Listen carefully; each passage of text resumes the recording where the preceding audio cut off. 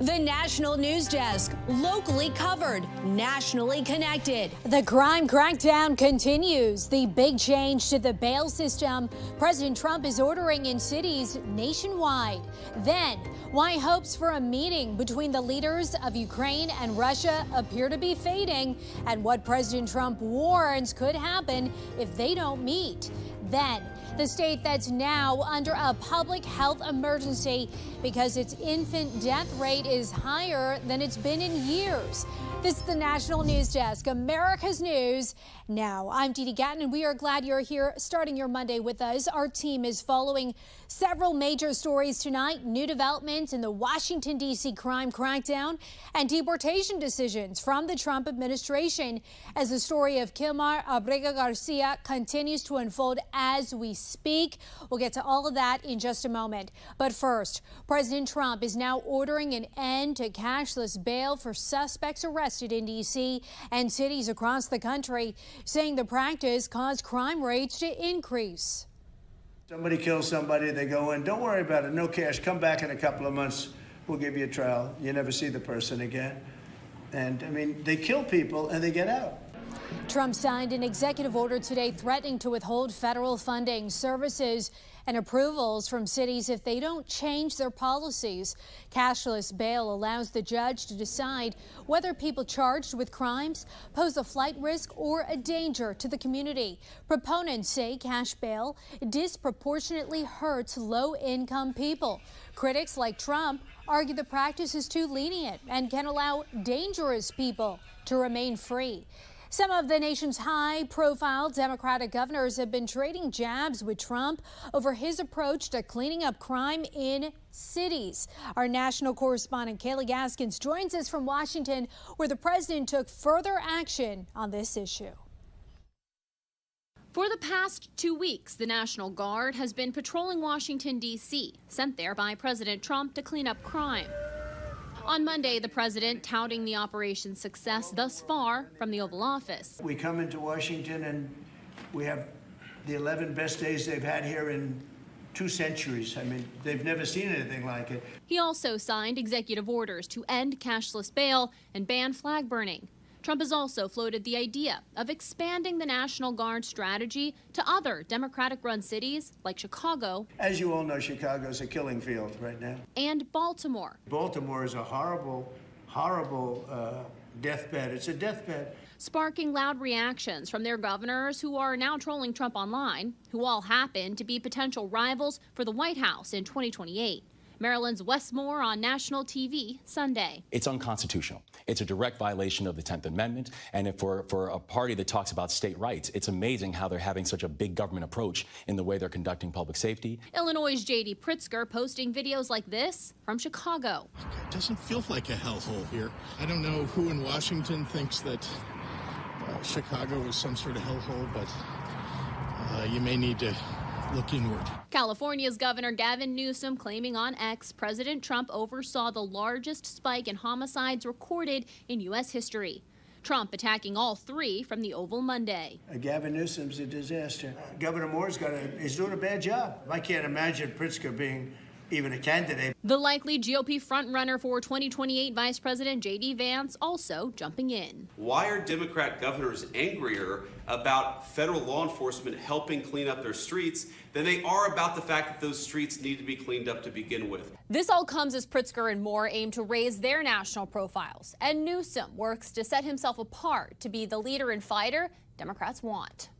In Washington, I'm Kayla Gaskins. The Republican-led House Oversight Committee is launching an investigation into D.C.'s crime statistics as critics of President Trump's policies argue violent crime has been declining in recent years. House Oversight Chair James Comer says the panel will look into allegations that the data is, quote, inaccurate and intentionally manipulated. Listen. And now they're out there saying, we don't have crime in Washington. Well, that's true. For 11 days, you don't have crime. But before that, everybody was getting hit and mugged, and you people could not walk to your office without security. That's how unsafe it was. Comer points to local reports that a D.C. police commander was put on administrative leave for allegedly altering crime statistics. Comer also cites a whistleblower disclosure made to the committee. A federal judge has temporarily blocking the Trump administration from deporting Kilmar Abrego Garcia. Today, she ruled he must stay in this country until she holds an evidentiary hearing.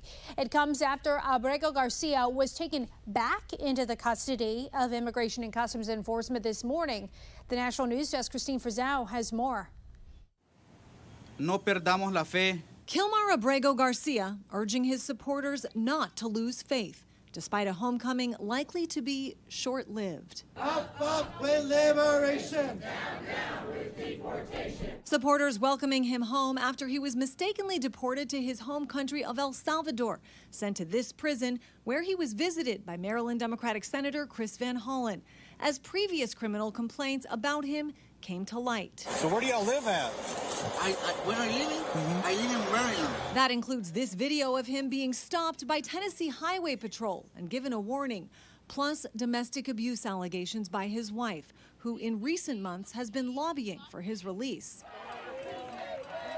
His mandatory check-in at a Baltimore ICE facility getting him re-detained and being processed for deportation. As his lawyer says, the Trump administration told him they'd send him to Costa Rica if he pleaded guilty and has threatened to send him to Uganda after he refused. They didn't get what they wanted, which is to keep him locked up in Tennessee under criminal proceedings. And so instead, they've designated removal to a country that they know that he's going to oppose. President Trump and his top officials have doubled down on the immigration crackdown they say has made the country more safe. He's currently charged with human smuggling, including children. The guy needs to be in prison. He doesn't need to be on the streets like all these liberals want him to be. We have nobody coming through our border anymore. Nobody. Doesn't that feel good to know that you don't have prisoners coming in and, killers, murders? Abrego Garcia's lawyers insist his detention violates due process and say he shouldn't be deported without first letting him make his case in court. I'm Christine Frizao reporting. Former Mexican drug lord Ismael El Mayo Zambada has pleaded guilty to federal drug trafficking charges in Brooklyn. The 77-year-old admitted to leading the highly militarized Sinaloa cartel alongside Joaquin El Chapo Guzman that prosecutors say flooded the U.S. with cocaine, heroin, and other illicit drugs for years. Zambada will be sentenced to life in prison in January. Lil Nas X has pleaded not guilty to 4 felonies. He's accused of charging at police officers as he walked nearly naked down a busy street in Los Angeles last week. Prosecutors charged the 26-year-old musician with battery with injury on a police officer and resisting an executive order. Police suspended a possible overdose when they arrested him. His lawyer said he has no criminal history and doesn't pose a flight risk.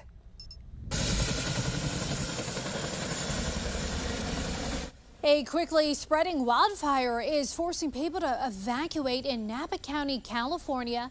The picket fire has burned over 6,800 acres since it started Thursday. It is now 13% contained.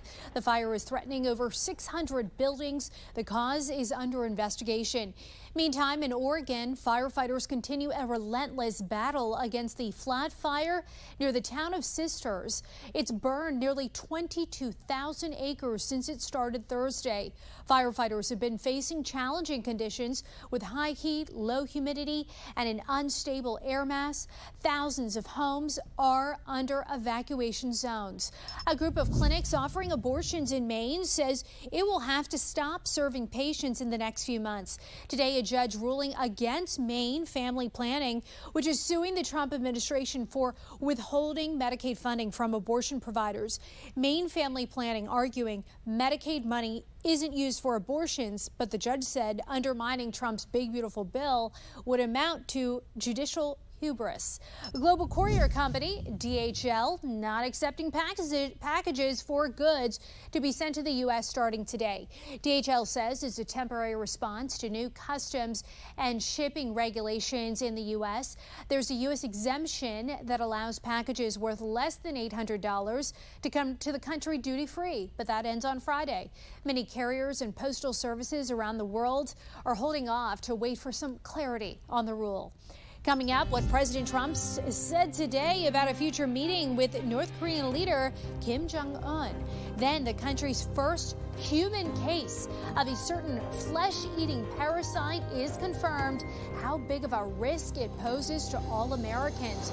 Then the very serious side effect a growing number of patients claim drugs like Ozempic can cause. We'll be right back.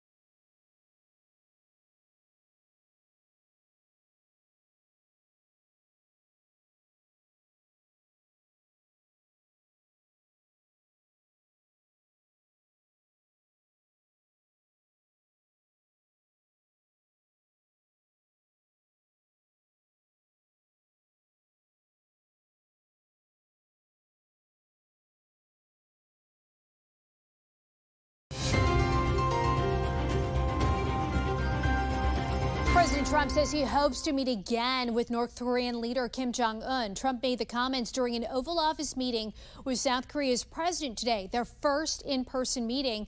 Now, the South Korean leader said he would like to see Trump play a role in establishing peace on the Korean peninsula. 대통령께서 피스메이커를 하시면 저는 페이스메이커로 열심히 지원하겠습니다. So if you become the peacemaker, then I will assist you by being a pacemaker. That's good. We can do big progress, I think, with North Korea. Absolutely. Trump reflected on his historic 2019 visit to the demilitarized zone that separates the two Koreas, saying he has a great relationship with Kim Jong-un. Kim Jong-un has rebuffed attempts by Seoul and Washington to restart talks aimed at winding down his nuclear programs. An American who worked at a U.S. military facility in Germany has been indicted on espionage charges, according to German prosecutors. The man, identified as Martin D., is accused of offering sensitive U.S. military information to Chinese officials last year. German media outlets report he didn't share any data before being arrested. A court will now decide if there should be a trial. President Trump now says he's not sure whether Russian President Vladimir Putin and Ukrainian President Volodymyr Zelensky will agree to meet one-on-one. It is the latest sign the momentum of peace talks are slowing after Trump's meetings with world leaders. The National News Desk, Atra El-Nashar, reports. Progress has stalled in President Trump's effort to broker an end to Russia's war in Ukraine. You never know what's going to happen. You know, war, strange things happen in war. 1 week after hosting Ukrainian President Volodymyr Zelensky and other European leaders at the White House, President Trump says he has continued speaking with Russian President Vladimir Putin. Every conversation I have with him is a good conversation, and then unfortunately a bomb is loaded up into Kiev or someplace, and then I get very angry about it. Russia even striking an American factory in western Ukraine. I told him I'm not happy about it. For not the first time, Trump says he thinks he'll know in the next 2 weeks if they can find an end to the war. What we do know is he views a bilateral meeting between Putin and Zelensky as the necessary next step. Russia's top diplomat downplaying the potential for a Putin-Zelensky meeting just 5 days after the White House said this. President Trump spoke with President Putin by phone, and he agreed to begin the next phase of the peace process, a meeting between President Putin and President Zelensky. There is no meeting planned. Putin is ready to meet with Zelensky. When the agenda would be ready for a summit, And this agenda is not ready at all. In the past, Trump promised to find a quick end to the war. Now he says it's essentially all up to Putin and Zelensky. I don't know that they'll meet. Maybe they will, maybe they won't. They'd like me to be at the meeting. I said, you guys ought to work it out. It's between you, it's not us. I thought it would be the easiest one to stop, and it's really not. It's very complex. It's very personal from their standpoint. On Monday, the president said there could be very big consequences if the leaders don't meet, but didn't specify. Zelensky's calling for additional sanctions to be imposed on Russia, which Trump previously said he would do. But in a new interview, Vice President J.D. Vance says sanctions are not off the table, but suggested they may not be effective. In Washington, I'm Atra El-Nashar. The first human case of New World screwworm in the United States is confirmed. Today, HHS saying someone in Maryland who had recently traveled to El Salvador contracted the flesh-eating parasite. This larval version of a fly can destroy cattle herds and wildlife. It was all but eradicated in the country decades ago. Officials say the risk to the public is still very low. Mississippi is now under a public health emergency because infants are dying at the highest rate in over a decade. State officials say 9.7 infants died for every 1,000 live births last year, almost double the most recent average for the whole country of 5.6 per 1,000. The emergency declaration allows for more resources to be used. Health insurance costs could go up next year. Experts at the nonprofit KFF say Affordable Care Act individual coverage marketplaces could raise premiums around 20%. Combined with enhanced tax credits, that could end this year. Customer coverage costs could go up 75% plus. Benefits consultant Mercer says costs are higher for employer-sponsored coverage too. Employees could see higher deductibles or higher out-of-pocket maximums. We have reporters all across the country in your neighborhoods covering issues that matter to you. We are taking the pulse of America, and we start with a backlash over a sign displayed at a Virginia school board meeting.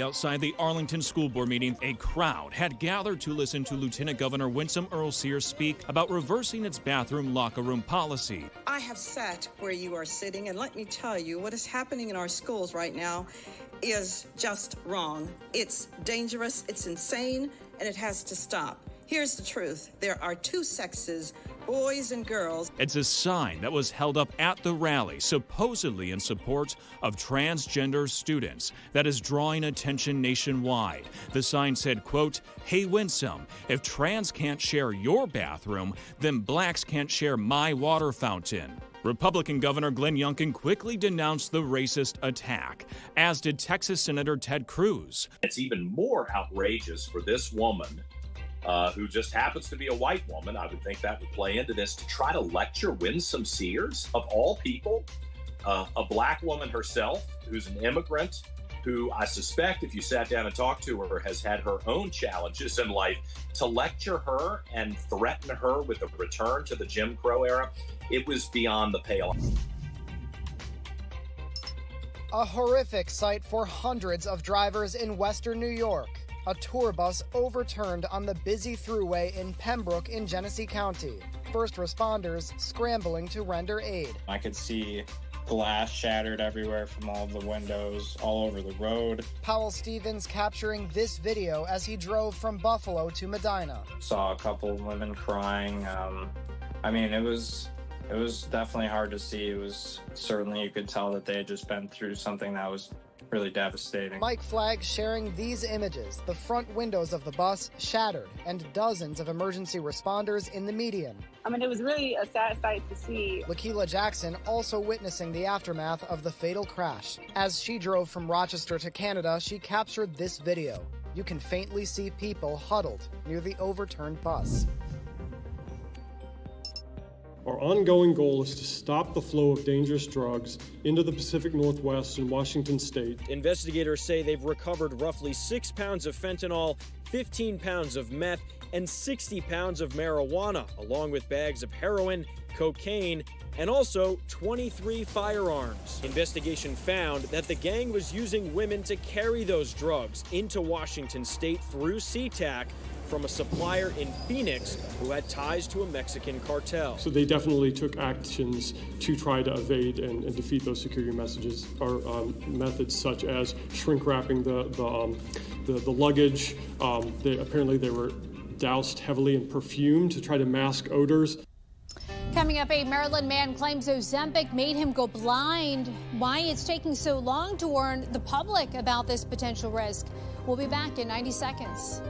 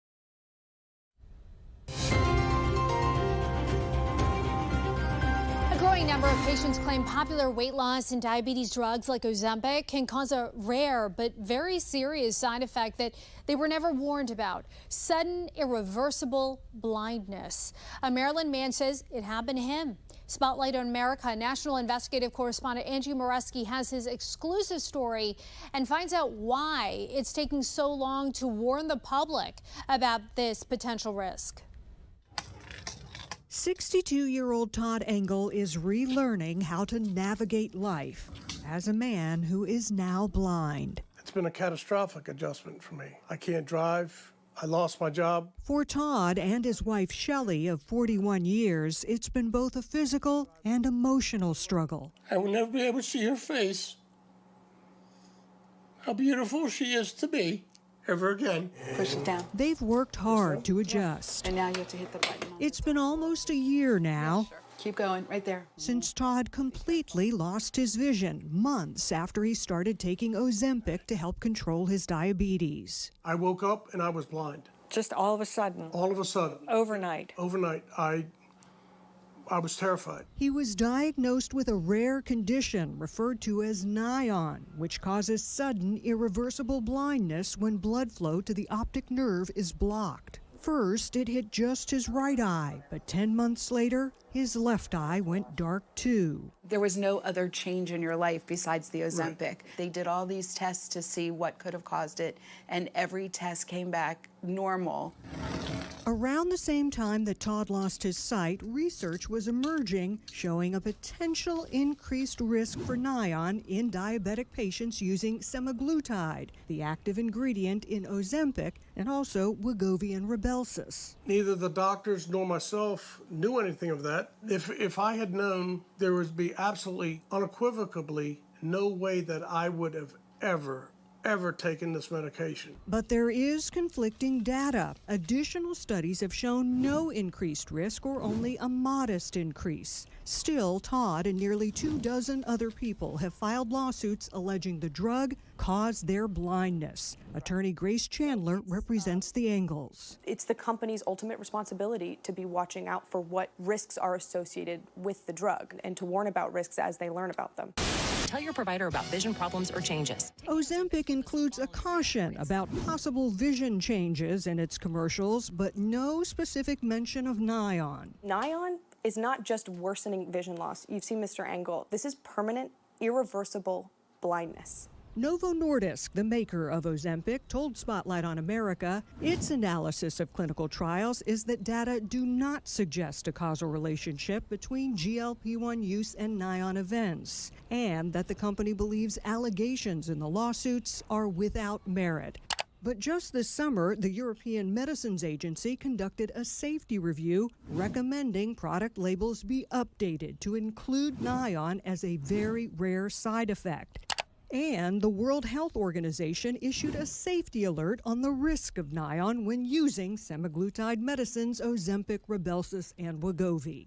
And lost some weight, too. Doctors tell Spotlight these drugs have been game changers for many to battle chronic health conditions. But the Engels say they want to see all risks clearly indicated so patients can make informed decisions about whether to use them. It's been devastating for not only me, but my family. There's no going back. He's blind forever. For Spotlight on America, I'm Angie Moreski. Citing the growing popularity of these blockbuster drugs and safety questions over the past year, the FDA just launched a sentinel study to evaluate the potential increased risk for sudden blindness while using medications like Ozempic and Wegovy. We'll be right back after this.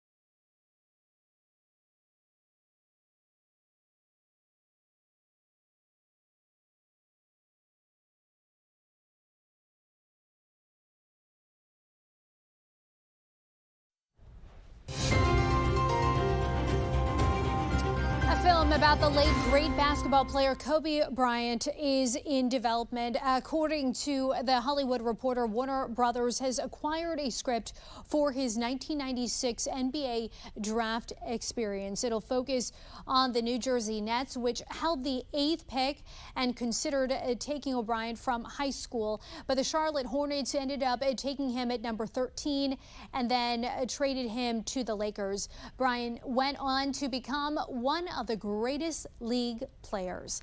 And that is going to do it for us for this edition of the National News Desk. We invite you to join us again this evening as we look into another potential extension to the TikTok ban deadline. I'm Dee Dee Gap. Thanks for watching. See you at 10.